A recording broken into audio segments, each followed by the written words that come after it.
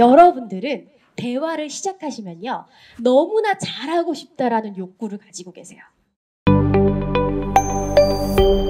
여러분들은 대화를 시작하시면요, 너무나 잘하고 싶다라는 욕구를 가지고 계세요. 제가 오늘 여러분들에게 뭔가 상품을 하나 판매를 해요. 그러면 처음부터 여러분들에게 이 상품 사세요라고 얘기를 하게 되면 여러분들 굉장히 압박감을 좀 느끼실 수도 있고 여러분들 좀 불편해지는 상황이 생길 수도 있겠죠. 즉, 여러분들께서 어떻게든 이 대화를 뭔가 성공적으로 이끌어야 되겠다라고 생각하시는 것 자체가 여러분들 스스로의 대화의 압박감이 먼저 생기시는 거죠. 작년도 그렇고요. 재작년도 그렇고요. 우리가 커뮤니케이션에서 굉장히 이슈 중에 하나는 잡담으로 시작하라였어요. 굉장히 쓸데없는 이야기로 시작해도 괜찮습니다. 내가 오늘 이분에게 영업을 해야 돼요. 그러면 어떻게 하면 그 영업에 내가 오늘 말하려던 것과 연관해서 이야기를 시작할 수 있을까?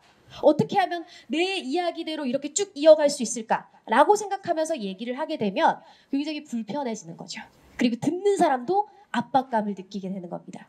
예를 들어 제가 오늘 여기서 여러분들에게 뭔가 질문을 할 때 꼭 이런 커뮤니케이션이나 대화에 관련된 이야기로 시작하지 않을 수도 있어요.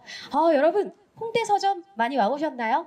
저는 처음 오는데 정말 지하철에 사람이 너무 많더라고요. 여러분들 이렇게 열심히 오셨는데 그만큼 제가 의미 있는 이야기를 해드려야 될 것 같아요.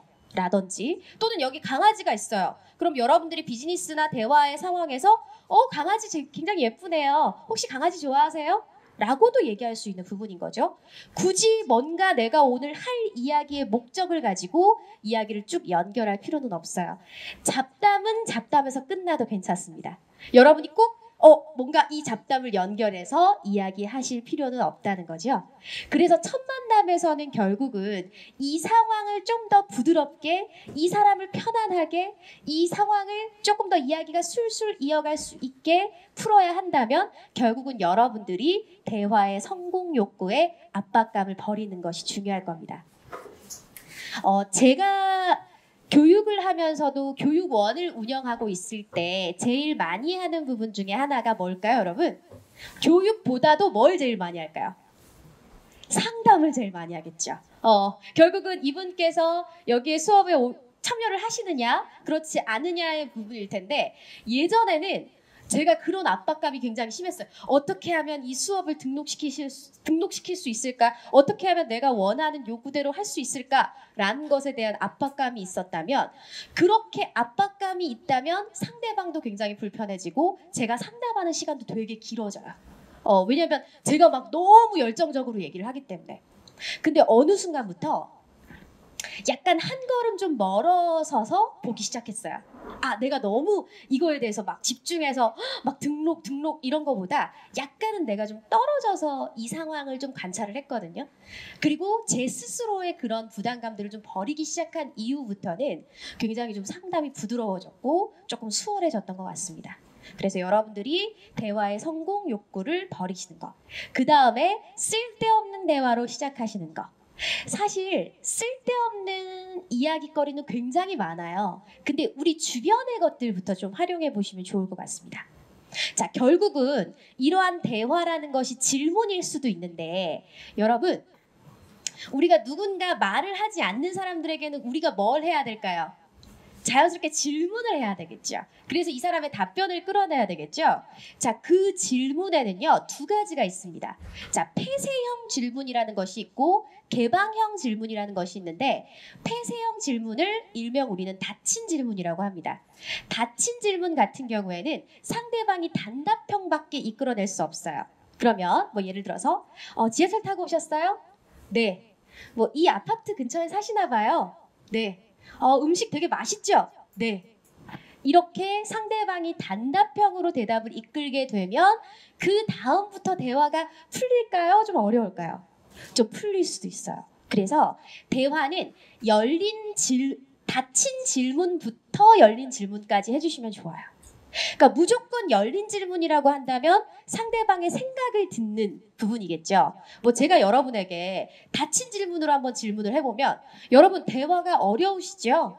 그러면 네, 뭐 아니요 이렇게 대답을 하시겠죠. 근데 제가 너무 부담스럽게 처음부터 여러분들에게 대화가 어떤 부분들이 어려우신가요? 대화가 왜 어려울까요? 이렇게 물어보게 되면 여러분 되게 부담스럽잖아요. 그래서 저는 처음에는 쉽게 닫힌 질문부터 질문을 합니다. 여러분, 대화 참 어렵죠? 대화 잘하고 싶으시죠? 자, 그 다음에 조금 분위기가 편안해진다면 여러분은 혹시 어떤 상황에서의 대화가 좀 어려우십니까?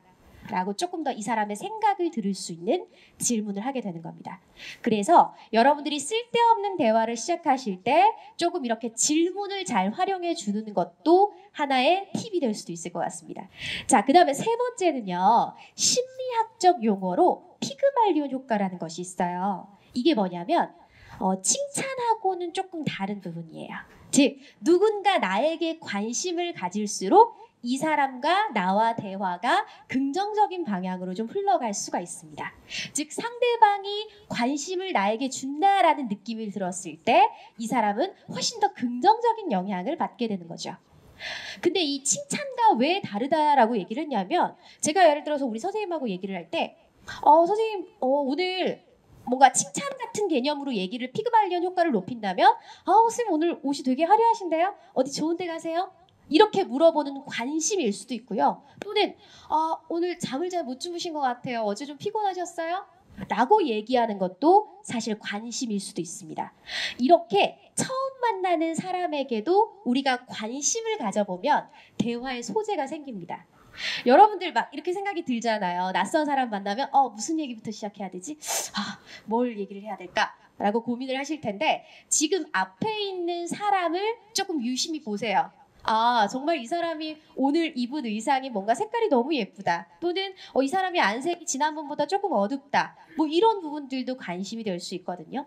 그래서 여러분들이 처음 만난 사람과도 술술 말을 이어가기 위해서는 대화의 성공 욕구에 압박감을 버리시는 것. 그 다음에 너무나 처음부터 지나친 목적의식을 갖는 것이 아니라 쓸데없는 이야기로 시작하셔도 좋다는 것. 그 다음에 세 번째는 상대방에 대한 관심으로 피그말리온 효과를 좀 높여주시는 것. 이것이 여러분들 처음 만나는 사람과도 술술 대화하는 팁이 될 겁니다.